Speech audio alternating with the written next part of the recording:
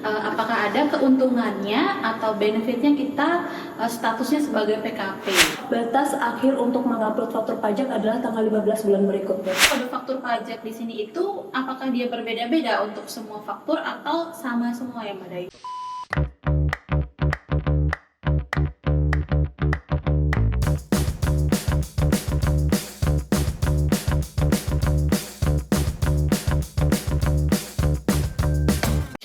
Hai Sobat Pajak, Assalamualaikum warahmatullahi wabarakatuh. Om Swastiastu, Namo Buddhaya, Salam Kebajikan. Selamat datang di podcast 914, Bincang Seru Seputar Pajak. Bersama saya, Hidayah Safitri, dan kita akan berbincang seru seputar pajak bersama narasumber yang luar biasa hebatnya di sini. Namanya Mbak Dayu Perwanti. Hai Sobat Pajak, hai Mbak Rida. Gimana kabarnya Mbak Dayu? Saya sehat Rida. Rida gimana nih? Selamat datang kembali ya setelah lama tidak berjumpa. Kabarnya Mbak Rida sendiri bagaimana? Alhamdulillah, saya baik juga. Akhirnya saya juga di podcast episode kali ini bersama Mbak Dayu. Saya sebagai hostnya dan Mbak Dayu sebagai narasumbernya.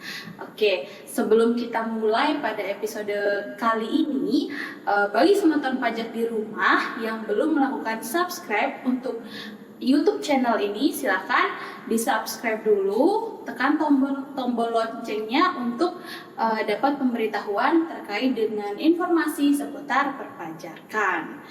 Nah, di sini kita akan membahas terkait hal-hal yang menarik terkait dengan perpajakan, Mbak Dayu. Di helpdesk itu banyak sekali wajib pajak atau semutan pajak di rumah yang bertanya, Mbak, saya mau bikin faktur pajak gitu. Terus setelah diteliti atau dibahas bersama wajib pajak yang bersangkutan, semutan pajak, ternyata banyak juga yang mereka belum mengerti terkait faktur pajak itu. Nah, di sini kita akan mengupas tuntas terkait dengan faktur pajak itu bersama narasumber kita Mbak Dayu. Oke, baik. Jadi di sini kita akan membahas terkait dengan faktur pajak itu sendiri. Apalagi di sini banyak banget juga PKP yang baru. Iya, betul sekali semutan pajak. Jadi memang harus berkenalan dengan faktur pajak lebih ini ya, lebih mengenal lagi ya misalnya tentang kewajiban PKP-nya, kemudian faktur pajaknya, dan juga konsekuensinya kalau misalnya lalai ini tidak melakukan kewajiban perpajakannya. Iya, betul sekali. Jadi kita akan mengupas tuntas semua terkait dengan faktur pajak bersama Mbak Dayu. Oke, untuk pertanyaan pertama nih, semutan pajak yang pastinya di sana pada saat di helpdesk ataupun di rumah pasti bingung faktur pajak itu sebenarnya apa sih Mbak Dayu? Mungkin bisa dijelaskan. Oke, Rida dan semutan pajak semua, faktur pajak itu singkatnya adalah dia bukti pungut PPN gitu, Mbak Rida. Jadi kalau misalnya kita sudah dipotong pajak penghasilan, tentu kita dapat bukti potongnya ya sebagai pihak yang dipotong. Begitupun juga dengan PPN. Kalau misalnya kita ada di pungut PPN, kita harus mendapatkan bukti pungutnya, yaitu faktur pajak. Nah, tadi terkait faktur pajak ini yang tadi Mbak Dayu sebutkan juga, apalagi PKP baru. PKP baru ini kan juga belum tahu juga ya terkait dengan faktur pajak ini. Faktur pajak kan bukti potong. Bukti pungut yang diterbitkan oleh PKP ya Mbak Dayu sebutkan ya. Nah, boleh dijelaskan PKP itu sebenarnya apa Mbak Dayu? Iya, jadi kalau PKP itu singkatan dari pengusaha kena pajak. Kalau di Undang-Undang Pajak Pertambahan Nilai itu sendiri, PKP adalah pengusaha yang melakukan penyerahan barang kena pajak atau BKP dan atau jasa kena pajak atau JKP. Nah, tentunya BKP JKP di sini dia dikenakan pajak pertambahan nilai menurut undang-undang yang berlaku. Jadi kalau di undang-undangnya sendiri pun juga ada ini Mbak Rida, ada wajib pajak yang wajib dan tidak wajib untuk dikukuhkan sebagai PKP. Gitu. Jadi kalau PKP bisa wajib pajak orang pribadi, bisa wajib pajak badan. Yang diwajibkan adalah yang memiliki omset 4,8 miliar ke atas selama 1 tahun. Gitu. Itu wajib untuk dikukuhkan sebagai PKP. Jadi kalau misalnya dalam 1 tahun sudah merasa omsetnya ternyata lebih dari 4,8 miliar. Nah, berarti semutan pajak wajib untuk mengajukan permohonan pengukuhan PKP ke KPP administrasinya. Tetapi Mbak Rida, kalau misalnya nih ada ternyata wajib pajak yang omsetnya masih di bawah 4,8 miliar, tapi karena keperluan bisnisnya, keperluan usahanya ingin dikukuhkan sebagai PKP, nah itu juga masih bisa. Jadi silahkan bagi semeton pajak yang misalnya omsetnya masih di bawah 4,8 miliar tapi ingin untuk dikukuhkan sebagai PKP, silahkan mengajukan permohonan pengukuhan PKP ke KPP terdaftarnya. Oke, baik. Jadi semeton pajak di rumah, kalau misalnya omsetnya di bawah 4,8 miliar tapi ingin untuk dikukuhkan sebagai PKP agar bisa menerbitkan faktur pajak tentunya, silahkan bisa mengajukan permohonan PKP ke KPP terdaftar. Sedangkan kalau misalnya kita sudah lewat omsetnya di atas 4,8 miliar dalam 1 tahun, itu sudah wajib harus dikukuhkan sebagai PKP. Betul sekali. Nah, di sini kan kita sudah tahu sebutan pajak PKP itu apa. Nah, untuk kewajibannya PKP itu apa saja sih Mbak Dayu? Oke, kewajibannya apabila kita sudah dikukuhkan sebagai PKP ada 3 nih Mbak Rida, 3 kewajiban yang ditambahkan. Kewajiban perpajakannya Iya, ya. betul. Pertama adalah menerbitkan faktur pajak setiap terjadinya transaksi penyerahan BKP JKP. Oke. Tadi kan BKP JKP udah saya sebutkan ya, barang kena pajak, jasa kena Jasa pajak, kena gitu ya. Kemudian yang kedua adalah memungut dan menyetorkan PPN pajak pertambahan nilai ke kas negara. Dan yang ketiga adalah melakukan pelaporan SPT masa PPN setiap bulannya, paling lambat adalah akhir bulan berikutnya. Dan tentunya dari ketiga kewajiban tambahan ini apabila tidak dijalankan dengan benar dan terlambat, tidak tepat waktu, itu tentu akan mendapatkan konsekuensi yang dibebankan kepada wajib pajak tersebut. Seperti itu Mbak Rida. Oke, semeton pajak tadi kita sudah mengetahui 3 kewajiban tambahan ketika semeton pajak di rumah berstatus PKP.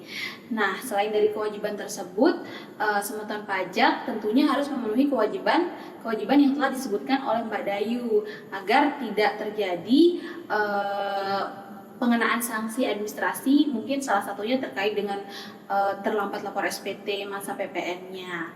Nah, di samping dari adanya kewajiban tersebut, Mbak Dayu, apakah ada keuntungannya atau benefitnya kita statusnya sebagai PKP? Oke, tentu ada ya Mbak Rida ya keuntungannya ya.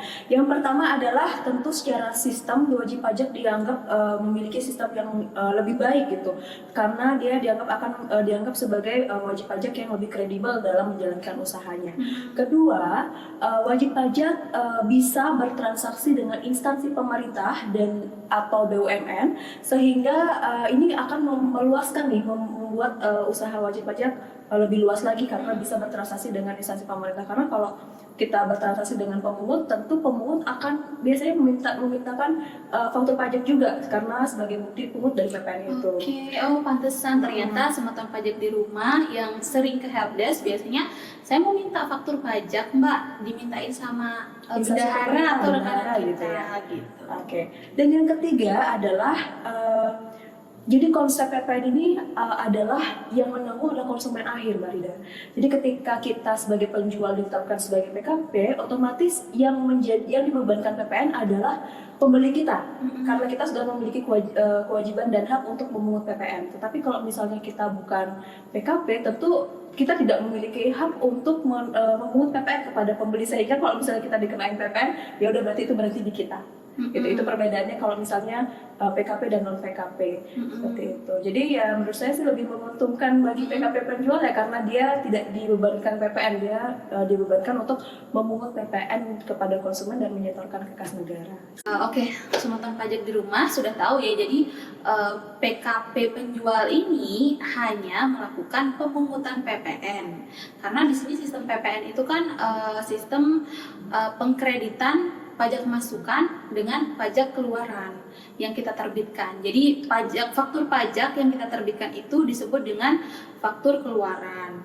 Nanti untuk faktur pajak yang kita terima ketika kita sebagai pembeli itu adalah faktur masukan, karena di sini PPN itu yang menanggung beban pajak adalah pembelinya gitu. Nah, dari sini kita lihat ada namanya pengkreditan pajak masukan ya. Nah, keuntungan terkait dengan PKP yang bisa mengkreditkan pajak masukan itu seperti apa sih maksudnya Mbak Dayu? Iya, betul sekali Mbak Rida. Jadi kalau misalnya ketika kita menyusun SPT masa PPN ya Mbak Rida, itu nanti kita akan menghitung kembali berapa sih PPN yang harus kita setorkan ke kas negara.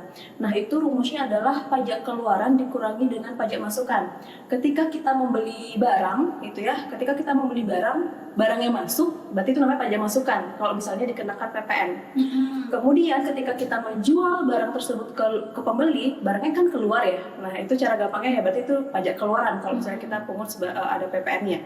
Nah, di SPT masa PPN itu dia rumusnya adalah pajak keluaran dikurangi dengan pajak masukan. Itulah setoran PPN yang harus kita setorkan ke kas negara. Nah, jadi kalau di dalam SPT masa gitu ya Mbak Rida, itu ada 3 status nih. Bisa status SPT-nya nihil. Nah, itu kan artinya tidak perlu dilakukan pembayaran ya sebelum submit SPT-nya. Kedua adalah SPT kurang bayar. Kurang bayar. Kalau statusnya adalah SPT kurang bayar, tentu wajib pajak harus melakukan pelunasan terlebih dahulu sebelum nanti mensubmit SPT masa PPN-nya. Karena nanti ketika mensubmit itu dimintakan nomor bukti pembayarannya atau NTPN-nya. Kemudian yang ketiga adalah SPT masa statusnya lebih bayar. Nah, kalau status lebih bayar, wajib pajak PKP itu bisa memilih apakah kelebihan pembayaran tersebut mau dikompensasikan ke masa pajak berikutnya atau mungkin mau memilih restitusi atau pengembalian gitu Mbak Rida ya. Nah, itu jadi bisa. Ketika kurang bayar, itu kita harus melunasi kekurangannya. Ketika kita lebih bayar, itu kita bisa memilih apakah mau dikompensasikan ke masa pajak berikutnya atau mungkin mau dikembalikan. Menarik sekali penjelasan Mbak Dayu tadi. Jadi sebenarnya memang pada prinsipnya pajak itu bersifat adil, di mana ketika kita memiliki kelebihan pajak itu pasti akan dikembalikan. Nah, salah satunya tadi seperti kelebihan pembayaran PPN akan dikembalikan dengan pengembalian pendahuluan seperti yang dijelaskan Mbak Dayu tadi. Atau kalau misalnya ternyata kita kurang bayar statusnya, silahkan semutan pajak di rumah melunasi pajak yang kurang bayarnya. Kita sudah membahas terkait dengan PKP yang Mbak Dayu ya. Nah, kita kembali lagi terkait dengan faktur pajak. Di sini faktur pajak ini kita sudah tahu faktur pajak itu adalah bukti potong yang dibuat oleh PKP. Nah, bagaimana cara kita membuat faktur pajak ini? Kemudian kapan harus diterbitkan? Dan ketentuannya seperti apa sih Mbak Dayu untuk faktur pajak ini? Nah, jadi kalau untuk faktur pajak itu sendiri, kita harus melakukan penerbitan faktur pajak ketika yang pertama, saat terjadinya penyerahan barang kena pajak atau jasa kena pajak. Kemudian yang kedua adalah saat kita menerima pembayaran, apabila misalnya kita menerima pembayaran sebelum dilakukannya penyerahan barang kena pajak, jasa kena pajak. Kemudian yang ketiga, ketika kita menerima pembayaran termin. Nah, ini biasanya kalau termin itu terkait dengan konstruksi ya Mbak Rida ya. Mungkin ada termin 1, termin 2, termin 3. Nah, itu setiap per terminnya itu wajib dibuatkan faktur pajak. Dan yang keempat, ketika kita melakukan ekspor baik BKP atau JKP, itu juga kita wajib untuk terbitkan faktur pajaknya pada saat melakukan ekspornya. Seperti itu Mbak Rida. Nah, kemudian untuk faktur pajak itu sendiri itu bisa kita buat melalui aplikasi e-faktur desktop. Nah, kita itu harus menginstal dulu aplikasinya. Setelah diinstal, kemudian PKP bisa login. Ketika PKP bisa login, hal pertama yang perlu dilakukan adalah menginput atau merekam NSFP, nomor seri faktur pajak, yang semutan pajak bisa dapatkan melalui efaktur.pajak.go.id. Nah, setelah merekam nomor seri fakturnya, tentu semutan pajak harus merekam dulu nih identitas dari pembelinya, lawan transaksinya. Itu biasanya dimintakan adalah NPWP, nama dan alamat lengkapnya di mana. Kemudian apabila misalnya tidak memiliki NPWP, nah itu harus mencantumkan NIK, nama dan alamat dari pembeli. Setelah itu barulah bisa membuat yang namanya faktur pajak. Jadi ini jelas nih Marida, kalau misalnya ketika kita membuat faktur pajak, kita harus tahu nih siapa pembeli kita. Identitas SPWP atau NIK-nya juga bisa digunakan. Seperti itu. Baik Mbak Dayu, jadi terkait faktur pajak ini, semutan pajak sudah jelas ya, kita harus menerbitkannya kapan, dan penerbitannya melalui aplikasi namanya e-faktur desktop. Itu semutan pajak di rumah bisa dapatkan dari website pajak.go.id bisa diinstal, atau kalau misalnya Sengketa Pajak di rumah ingin diinstalkan dan dipandu cara membuat faktur pajaknya, silakan Sengketa Pajak bisa datang ke kantor kami di Jalan Pejangi nomor 60 Mataram, tepatnya di depan Gramedia. Silakan datang membawa laptop. Tentunya Sengketa Pajak harus pastikan juga Sengketa Pajak di sini sudah statusnya PKP yang Mbak Dayu ya, status betul. PKP. Kemudian untuk status PKP-nya sudah melakukan aktivasi ya akunnya, jadi sehingga sudah memiliki sertifikat elektronik. Jadi ketika semua kedua hal ini clear, statusnya PKP dan ada sertifikat elektronik, maka dapat kita instalkan aplikasi e-faktur untuk membuat faktur pajak itu sendiri ya. Betul. Nah, di sini sudah tahu nih kita kapan membuat faktur pajaknya. Nah, apakah tadi sempat Mbak Dayu bilang faktur pajak itu kan tentunya di aplikasi e-faktur itu harus diupload ya Mbak Dayu ya. Nah, apakah ada ketentuan terkait mengupload faktur pajaknya? Mungkin ada batas waktunya atau mungkin ketentuan lain gitu Mbak Dayu? Oke. Mungkin bisa dijelaskan. Ada batasnya Mbak Rida. Jadi kalau untuk faktur pajak semenjak Per 3 ini berlaku, di pasal 18 itu disebutkan bahwa batas akhir untuk mengupload faktur pajak adalah tanggal 15 bulan berikutnya. Jadi ketika kita merekam faktur pajak di Sengketa Pajak itu ada 3 status tuh. Status belum diupload, kemudian siap upload, dan juga approval sukses. Satu lagi ada reject sih sebenarnya ya. Itu ada macam ya. Ada macamnya ya. Nah, kalau misalnya kita mau faktur pajak itu terbit, nah itu harus sampai di approval sukses.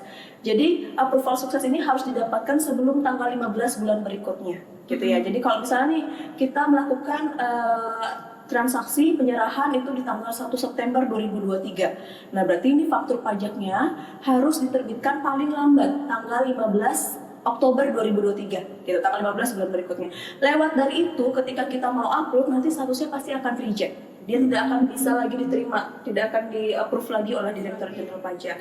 Nah, ketika hal ini terjadi, mau nggak mau jadi kan mundurin ya. Mundurin, dan resikonya adalah konsekuensinya denda 1% dari DPP karena keterlambatan penerbitan faktur pajak. Jadi sayang sekali ya Mbak Rida ya. Jadi di sini Sengketa Pajak itu harus bikin di HP atau mungkin alarm tanggal maksimal upload faktur pajak, tanggal 15 bulan berikutnya. Jadi pada saat Sengketa Pajak sudah melakukan penyerahan barang ataupun jasa kena pajak, harus dicek dulu status barang atau jasanya itu seperti apa. Seperti yang Mbak Dayu jelaskan tadi, ada ketentuan kapan kita harus membuat faktur pajak, tanggalnya itu harus jelas gitu Sengketa Pajak. Jadi kalau misalnya yang seperti Mbak Dayu bilang tadi, ternyata mungkin ada Sengketa Pajak di rumah yang lupa untuk membuat faktur pajak. Sekarang kan tanggal 18 ya, 19 ya, 19 Oktober 19 Oktober kan udah lewat tanggal 15 ya Mbak Dayu, berarti sudah tidak bisa menggunakan membuat faktur pajak untuk tanggal masa pajak September ya. Jadi kalau Sengketa Pajak lupa untuk membuat faktur pajak atas transaksi yang seharusnya tanggal 1 September, itu sudah tidak bisa lagi. Ya betul ya Mbak Dayu. Nanti bakal reject dia. Dia otomatis kan mau nggak mau mundurin di Oktober. Iya, jadi sebenarnya jadi Sengketa Pajak di sini membuat faktur pajaknya terlambat, sehingga nanti akan ada sanksi denda 1% dari DPP seperti yang Mbak Dayu jelaskan tadi. Kok DPP-nya 100 juta ya lumayan ya Mbak. Iya betul, lumayan sekali ya. Jadi silahkan Sengketa Pajak di rumah pasang alarmnya kapan batas waktu maksimal untuk mengupload faktur pajak. Jadi tanggal 15 itu hari H ya, mepet banget sih, mungkin bisa tanggal 14 dicek lagi semua transaksi apakah ada yang kelewat, belum bikin faktur, silahkan dicek lagi untuk bisa dibuat fakturnya, karena batas upload kita untuk melakukan faktur pajak yaitu tanggal 15 bulan berikutnya. Oke, di sini kita sudah membahas terkait dengan batas waktu uploadnya. Nah, terkait dengan faktur pajak ini Mbak Dayu, sebenarnya isinya apa aja sih terkait dengan faktur pajak? Apakah memerlukan keterangan apa yang tadi Mbak Dayu bilang, kan kita harus punya identitas ya terkait dengan pembelinya siapa. Nah, dalam faktur pajak ini apa saja yang harus kita isi keterangannya cantumkan gitu. isi keterangan. Oke. Kalau untuk di faktur pajak itu sendiri, keterangannya itu harus memuat minimal ya, ada identitas dari penjual atau identitas dari PKP penjual berupa nama, alamat, dan NPWP. Kemudian yang kedua, identitas pembeli, nama, NPWP atau NIK serta alamatnya. Kemudian yang ketiga, barang apa sih yang dijual gitu ya Mbak? Detail transaksinya, barang apa sih yang dijual, harganya berapa gitu ya. Kalau ada potongan harganya berapa. Kemudian yang keempat adalah berapa sih besaran PPN dan atau PPNBM yang dipungut gitu. Kemudian yang terakhir adalah nama dan juga nama dan tanda tangan dari si yang berhak untuk menandatangani PKP. Oh ya, satu lagi, ada kode faktur pajak, nomor seri faktur pajak, dan juga tanggal faktur pajak itu. Jadi tapi nanti tantangannya nggak tantangan bahasa lagi, Mbak Ida. Tantangannya itu ada tantangan digital, sertifikat elektronik itu yang menandatangani dari e-fakturnya. Seperti itu. Oke, jadi semeton pajak di rumah, untuk keterangan faktur pajaknya minimal itu ada 6 poin terkait dengan isinya, mulai dari identitas pembeli, penjual, kemudian ada jenis barangnya atau jasanya, ada jumlah PPN sama PPNBM-nya, kode untuk nomor seri faktur pajak, serta tanggal faktur pajak. Nah, selain itu juga ada penanda tangan yang ditandatangani secara elektronik karena kita sudah menggunakan aplikasi e-faktur dan sertifikat elektronik seperti yang Mbak Dayu tadi bilang. Nah, di sini terkait dengan kode faktur pajak ini apakah maksudnya kode faktur pajak di sini itu apakah dia berbeda-beda untuk semua faktur atau sama semua ya Mbak Dayu? Oke, jadi kode faktur pajak itu berbeda-beda di setiap transaksinya Mbak Lida. Dan kode faktur itu ada 9 jenisnya semeton pajak. Jadi lumayan banyak ya. Ada 9. Ada 9 kode jenis faktur pajak. Nanti kalau misalnya semeton pajak mau catat, boleh di stop dulu kali ya videonya. Di slow motion kan videonya, atau nanti bisa dicari di Google per gitu ya. apa tadi aturannya per 3 BJ 2022. Ya, betul. Per 03 tahun 2022. Nah, mungkin nanti dijelaskan sama Mbak Dayu yang 9 kode faktur pajak. Jadi 9 kode faktur pajak yang pertama itu adalah untuk penyerahan yang dilakukan pemungutan oleh PKP penjual. Kemudian yang kedua adalah penyerahan BKP atau JKP yang dilakukan pemungutan oleh instansi pemerintah. Nah, ini kalau misalnya nilai batasannya adalah DPP-nya 2 juta ke atas, dia akan dipungut oleh instansi pemerintah kalau memang lawan transaksinya instansi pemerintah gitu ya. Kemudian yang ketiga adalah penyerahan yang dilakukan pemungutan oleh selain bendaharawan, selain instansi pemerintah, misalnya BUMN. Nah, ini batasannya kalau misalnya kita transaksi kepada BUMN yang nilainya lebih dari 10 juta ke atas. Nah, itu dia dipungut oleh BUMN tersebut. Pemungut selain bendaharawan. Kemudian kode 04 itu untuk penyerahan BKP JKP yang menggunakan PPN-nya menggunakan nilai tertentu, nilai lain. Kemudian untuk yang 05 itu adalah untuk yang penyerahan BKP JKP-nya, PPN-nya dipungut dengan nilai besaran tertentu. Kemudian kode 06 itu untuk penyerahan BKP JKP yang dilakukan kepada WNA gitu ya, pemilik dari paspor gitu ya, paspor luar negeri gitu ya. Nah, itu pakainya kode 06 nih. Kemudian kode 07 itu dilakukan penyerahan BKP JKP apabila dia mendapatkan fasilitas tidak dipungut atau mungkin fasilitas ditanggung pemerintah. Nah, itu ada juga tuh fasilitas ya Mbak Hidayah di dalam PPN itu. Nah, satu lagi untuk yang kode 08 itu adalah penyerahan BKP JKP yang PPN-nya mendapatkan fasilitas dibebaskan. Nah, itu kan ada juga ya diatur tersendiri apa sih BKP JKP yang termasuk dalam PPN dibebaskan. Kemudian yang terakhir 09 itu adalah untuk penyerahan aktiva, tidak Marida, aktiva yang tujuan semulanya tidak untuk diperjualbelikan gitu. Semisal misalnya kantor gitu ya Mbak Hidayah, kantor kemudian dia tuh jual belinya itu adalah misalnya adalah laptop, jual belinya adalah laptop untuk kegiatan usahanya gitu. Tapi ternyata dia punya kendaraan yang dijual nih, kendaraan perusahaan yang dijual. Nah, kendaraan itu kan tidak untuk diperjualbelikan ya.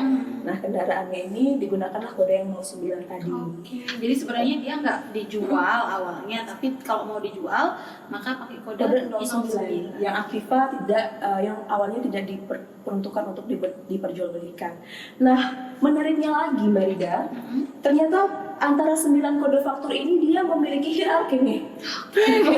Dia jadi ada yang faktur, betul, ada urutan yang diprioritaskan gitu Mbak Rida. Jadi kayak ya status sosial ini mungkin antara kode faktur ya. Mana yang lebih didahulukan ya, mana yang lebih didahulukan. Tidak salah untuk membuat faktur pajak. Ya, itu seperti apa Mbak Day? Jadi kalau misalnya yang pertama itu adalah kita melihat dulu nih, kode fakturnya 07 atau 08 mendapatkan fasilitas apa nih? Kalau misalnya penyerahan barang tersebut mendapatkan fasilitas tidak dipungut atau PPN dibebaskan, pakai dulu nih kode 07 atau 08. Tapi kalau misalnya dia ternyata bukan PPN yang mendapatkan fasilitas tersebut, turun lagi nih, dilihat lagi nih sekarang. Apakah dia bertransaksi dengan instansi pemerintah atau dengan pemungut selain bendaharawan gitu. Nah kalau misalnya iya, pakai kode 02 atau 03, tergantung lawan transaksinya. Tapi ternyata kalau misalnya, penyerahannya juga ternyata bukan kepada pemungut nih Mbak Rida, turun lagi nih, dilihat ke bawahnya itu, apakah dia termasuk kode 06. Kalau misalnya bukan diserahkan kepada orang pribadi yang pemegang paspor luar negeri, maka turun lagi nih, dilihat apakah kode fakturnya menyangkut tentang 04, 05, atau 09. Kalau memang bukan, dari kesemua yang tadi saya sebutkan, berarti pakainya kode 01. Banyak ya prioritasnya. Iya, jadi banyak urutan prioritasnya. Jadi kita mengacunya pada urutan prioritas yang telah ditetapkan oleh Direktorat Jenderal Pajak. Baik. Jadi, Semeton Pajak udah tahu strata sosial terkait dengan kode faktur transaksinya. Jadi urutannya mana yang didahulukan pada saat Semeton Pajak bertransaksi. Mungkin bisa jadi bertransaksinya bentrokan ya antara dia ke pemungut dan dia juga melakukan penyerahan jasa atau barang yang dibebaskan. Nah, berarti yang dipilih adalah yang 08 gitu. Jadi yang pertama, yang paling utama dan paling tinggi dari semua status sosial yang ada di kode faktur pajak ini adalah apakah dia mendapat fasilitas atau tidak. Entah dibebaskan atau mungkin PPN tidak dipungut. Kode 07 atau kode 08. Kemudian yang paling bawah strata sosialnya adalah kode 01, di mana ketika kita pakai kode itu, tentunya yang melakukan pemungutan pajak PPN ini adalah PKP si penjualnya. Di sini, jadi saya paham ya terkait dengan strata sosial dari ternyata nggak manusia aja ya. Iya betul. Jadi kode faktur pun juga memiliki hierarki yang harus tentunya Semeton Pajak tahu sehingga bisa membuat faktur pajak dengan baik dan benar. Untuk faktur pajak kan kita melakukan perekaman identitas pembelinya Mbak Dayu ya. Nah, terkait identitas nih, identitas pembeli, banyak mungkin Semeton Pajak di rumah mungkin ada yang belum memiliki NPWP dan hanya memiliki KTP kan semua orang punya ya sebagai warga negara Indonesia, bayi pun juga punya ya sekarang. Nah, terkait identitas pembeli ini, apakah harus memiliki NPWP atau mungkin boleh KTP? Boleh KTP. Jadi nanti kalau misalnya mau pakai yang KTP, nanti nggak perlu direkam di lawan transaksi Mbak Rida. Yang lawan transaksi itu hanya untuk yang memiliki NPWP. Tapi kalau misalnya kita nggak punya lawan transaksi, kita nggak punya NPWP, langsung masuk ke menu faktur pajak keluaran. Itu ketika kita merekam lawan transaksi, kolom NPWP diisikan 00000. Kemudian barulah kolom NIK itu akan terbuka Mbak Rida dengan sendirinya. Baru kita bisa masukkan nomor NIK, kemudian nama dan juga alamatnya. Seperti itu. Jadi dia editable ketika NPWP-nya 000 jenisnya. Baik. Jadi di sini bisa menggunakan NIK ya Mbak Dayu. Dan sekarang pun untuk Semeton Pajak di rumah, NPWP itu akan digenerate menjadi bisa menggunakan NIK. Jadi ini baru ya dari program pemerintah, di mana pemerintah itu menggunakan satu identitas untuk semua keperluan. Jadi KTP semeton pajak yang ada di rumah bisa digunakan fungsikan sebagai NPWP. Tapi ini khusus orang pribadi ya, semeton pajak.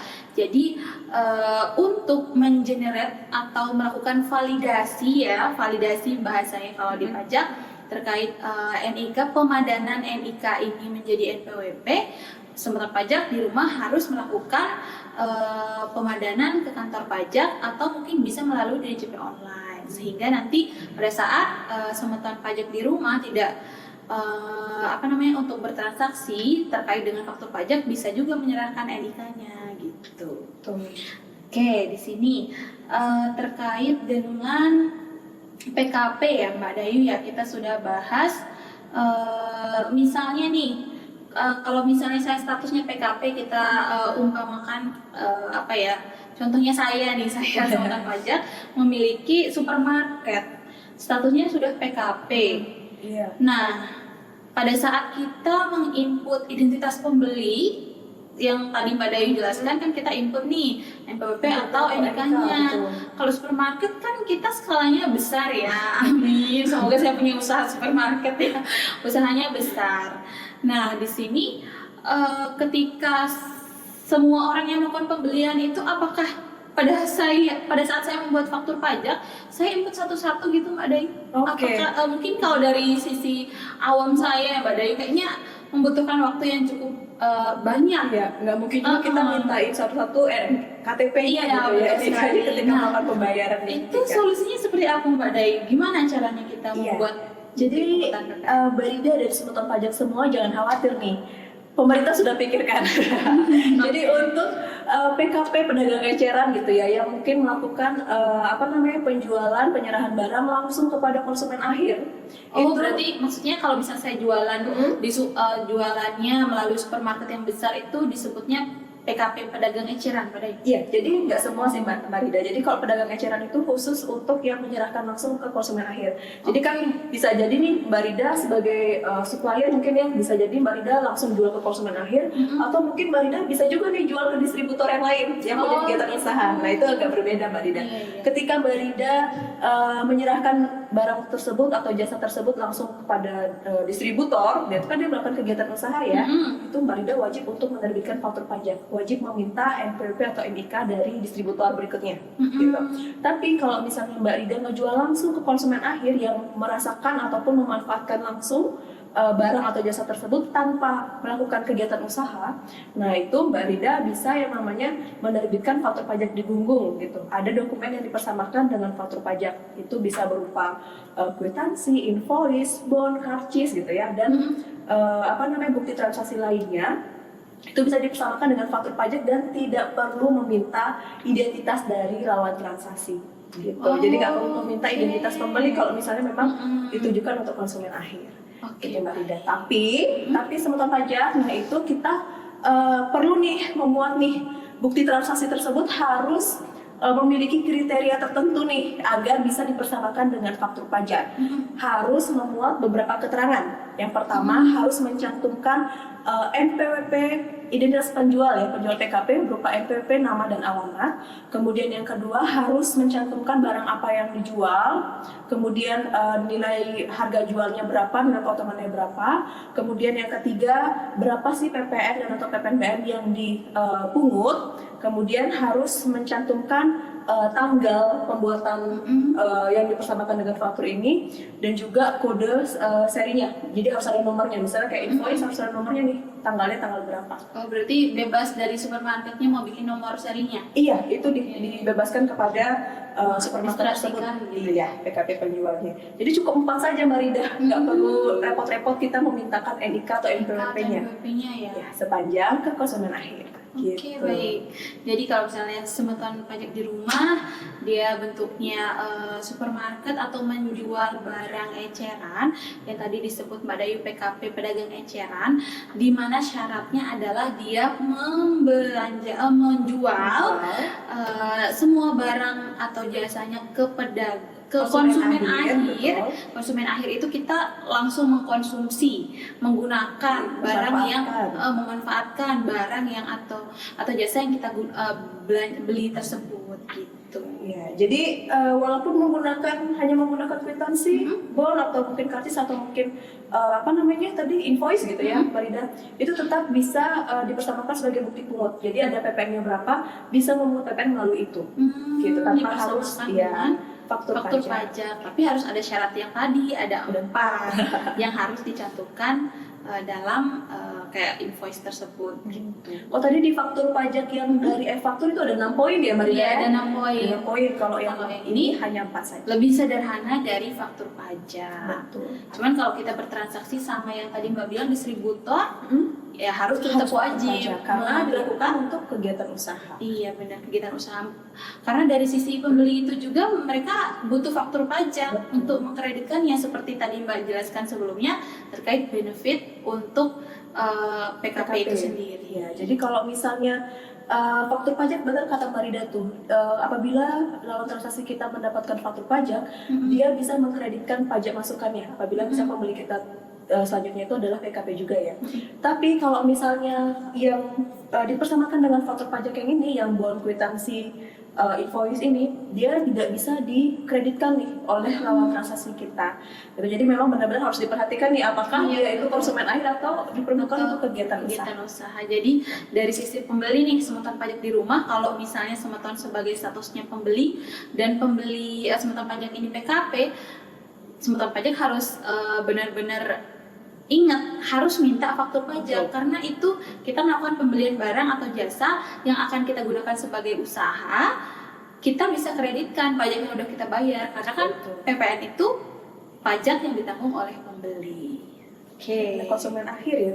Konsumen akhir untuk khususnya yang terkait tadi pedagang eceran yang bisa menggunakan faktur pajak yang sederhana gitu.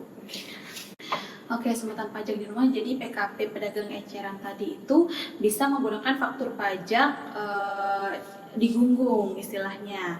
Nah, di sini apakah ada pengecualian terkait dengan faktur pajak ini? Oke, jadi ini ya, kalau misalnya tadi kan yang digunggung itu dia khusus untuk apabila memang dijual ke konsumen akhir ya. Nah, itu ada pengecualiannya Mbak Rida, tapi nggak banyak.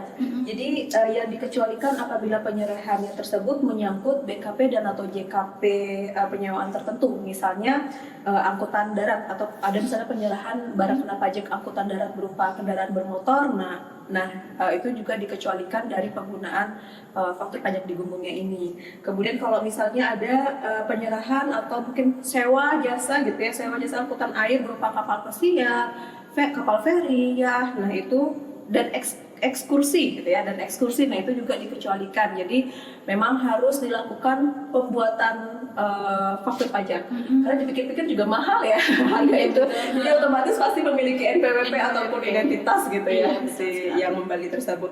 Kemudian yang ketiga adalah penyerahan BKP terkait dengan angkutan udara berupa pesawat terbang, helikopter, dan atau balon udara. Begitupun juga dengan penyewaan jasanya, penyewaan jasa angkutan udara berupa pesawat terbang, helikopter, dan atau balon udara itu juga dikecualikan dari penggunaan faktur pajak digunggung. Kemudian yang keempat adalah apabila adanya penyerahan BKP terkait dengan tanah dan atau bangunan, dan yang terakhir adalah terkait dengan penyerahan barang kena pajak senjata api dan atau peluru senjata api. Nah, itu harus menerbitkan faktur pajak dari aplikasi e-faktur desktop gitu Mbak Rida, jadi nggak bisa lagi tuh yang digunggung. Nah, tapi kalau misalnya untuk yang penyerahan BKP dan atau JKP yang mendapatkan fasilitas PPN tidak dipungut ataupun PPN dibebaskan sepanjang dia bisa dilakukan, sepanjang dia dijual kepada konsumen akhir, itu masih bisa menggunakan yang digunggung. Gitu. Ya, jadi semeton pajak ada beberapa pengecualian terkait dengan faktur pajak yang digunggung ini, di mana kita tidak membuat faktur pajak, tapi meskipun transaksinya itu dengan konsumen akhir, tetap harus membuat faktur pajak. seperti yang Mbak Dayu jelaskan tadi, ada 5 poin yang sengketa pajak bisa pelajari atau bisa dilihat pada aturan Per 03 tahun 2022. Oke, di sini terkait dengan faktur pajak ini, apakah sengketa pajak di rumah mungkin sudah mulai tercerahkan nih Mbak Dayu, yang biasanya datang ke helpdesk mungkin setelah menonton video ini bisa mengerti atau bisa tahu seenggaknya terkait dengan faktur pajak ini, apa bentuknya, kapan kita menerbitkan, dan ketentuan lain yang telah kita jelaskan tadi gitu. Nah, di sini selanjutnya pembahasan terakhir nih Mbak Dayu. Akhirnya. Akhirnya pembahasannya kelar juga. Karena memang terkait dengan faktur pajak ini banyak sekali untuk materi yang harus dipelajari, terutama yang ada di Per 03 dan aturan-aturan yang terbaru yang akan diterbitkan oleh pemerintah melalui DJP gitu.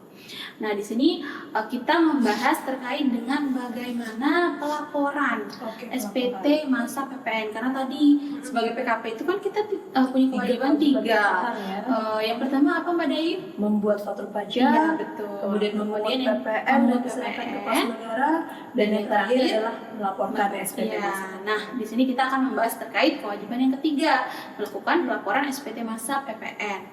Nah, bagaimana Mbak Dayu cara kita melakukan pelaporan SPT masa PPN itu sendiri? Iya, jadi untuk pelaporan SPT masa PPN itu sengketa pajak bisa akses, ini bagi yang PKP ya, sengketa pajak bisa akses di web efaktur.pajak.go.id. Jadi untuk kewajibannya ini 1 bulan sekali, paling lambat adalah akhir bulan berikutnya.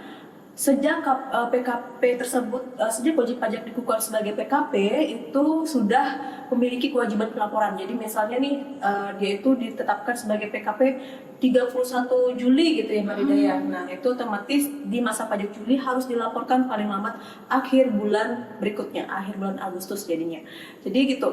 Walaupun dia nihil tetap wajib disampaikan. Gitu ya, tetap wajib disampaikan walaupun nihil, walaupun tidak ada transaksi sama sekali, SPT masa PPN tetap wajib disampaikan. Apabila tidak disampaikan atau mungkin terlambat gitu ya menyampaikan SPT masa PPN, maka itu dikenakan denda. Dendanya itu sebesar 500.000 per keterlambatan dari SPT-nya. Jadi sangat sayang ya Mbak Ridaya, kayaknya masih mending 500.000-nya itu untuk ditabung atau mungkin digunakan untuk keperluan yang lainnya. Nah, tapi sengketa pajak jangan khawatir juga nih kalau untuk laporan SPT masa PPN sekarang sudah lebih mudah Mbak Rida, karena adanya prepulated data. Jadi data pajak keluaran, data pajak masukan itu akan langsung ditarik oleh web e-faktur ketika kita mau membuat dari SPT masa tertentu.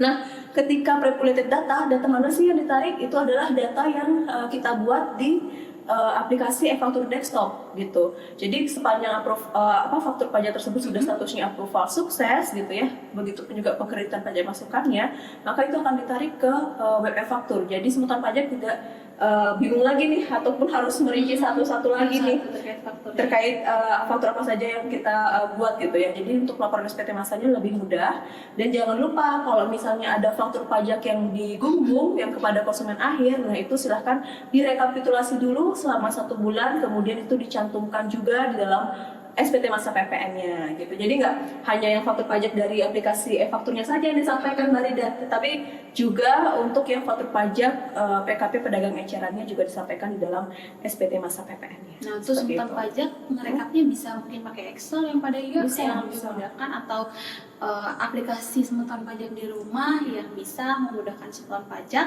untuk melakukan perekapan terkait berapa sih sebenarnya jumlah faktur pajak yang digunggung itu ya Mbak Dayu. Betul. Jadi faktur pajak yang digunggung tersebut, yang dokumen yang bersamakan sama faktur pajak itu mungkin berupa kwitansi, bond, atau mungkin invoice gitu ya. Nah itu bisa sengketa pajak scan juga nih dalam 1 bulan tersebut dan dilampirkan juga dalam ketika mengupload SPT masa PPN-nya gitu. PDF ya dia. Dalam bentuk PDF tentunya. Wah, nggak kerasa nih Mbak Dayu, banyak banget kita ngebahas terkait dengan faktur pajak itu sendiri. Mulai dari kayak pertanyaan simpel yang sengketa pajak sering tanyakan pada saat di helpdesk, Mbak saya mau bikin faktur pajak. Nah, dari sana kita sudah mengupas tuntas semua terkait dengan faktur pajak itu. Siapa yang berhak membuat faktur pajak atau menerbitkan faktur pajak sudah dijelaskan sama Mbak Dayu. Yang bisa menerbitkan adalah tentunya PKP penjual itu. Kemudian ketika kita sudah statusnya sebagai PKP penjual menerbitkan faktur pajak, itu ada kewajiban dan keuntungannya. Dijelaskan juga sama Mbak Dayu tadi. Kewajibannya misalnya membuat faktur pajak tentunya, kemudian melakukan pemotongan atau pemungutan PPN, kemudian melakukan pelaporan SPT tahunan. SPT masa. Oh iya, SPT masa. SPT masa PPN. Nah, di sini ketika ada kewajiban tentunya akan ada sanksinya. Pada saat kita tidak melakukan kewajibannya, maka nanti akan dikenakan sanksi. Misalnya terlambat lapor SPT masa PPN akan kena sanksi 500.000. Jadi ketika semeton pajak di rumah tidak melakukan kegiatan usaha atau nihil statusnya, tetap wajib lapor. Nah, untuk pelaporannya, kewajiban lapor ini seperti Mbak Dayu jelaskan tadi, per tanggal kapan statusnya PKP. Jadi harus dilihat dulu ya semeton pajak pada saat mengajukan PKP, dilihat benar-benar tanggalnya itu kapan. Seperti tanggal pengukuhannya. Jadi seperti Mbak Dayu jelaskan tadi, misal tanggalnya tanggal 31 Juli, berarti otomatis kewajiban laporannya mulai dari masa Juli. Meskipun tanggal 31 tidak ada transaksi, jadi statusnya nihil, wajib lapor gitu. Kemudian terkait faktur pajak juga ada banyak, mulai dari bentuknya sudah dijelaskan sama Mbak Dayu, dan keseluruhannya ada di aturan Per 03 tahun 2022. Nah, mungkin sekian dari pembahasan kita, sudah kita kupas tuntas sampai akar-akarnya bersama narasumber yang luar biasa hebat. Sampai saya kayak mendengarkan Mbak Dayu penjelasannya juga, oh iya ya seperti itu ya. Jadi saya paham gitu. Saya juga belajar di sini bersama Mbak Dayu. Semeton pajak semakin tercerahkan ya.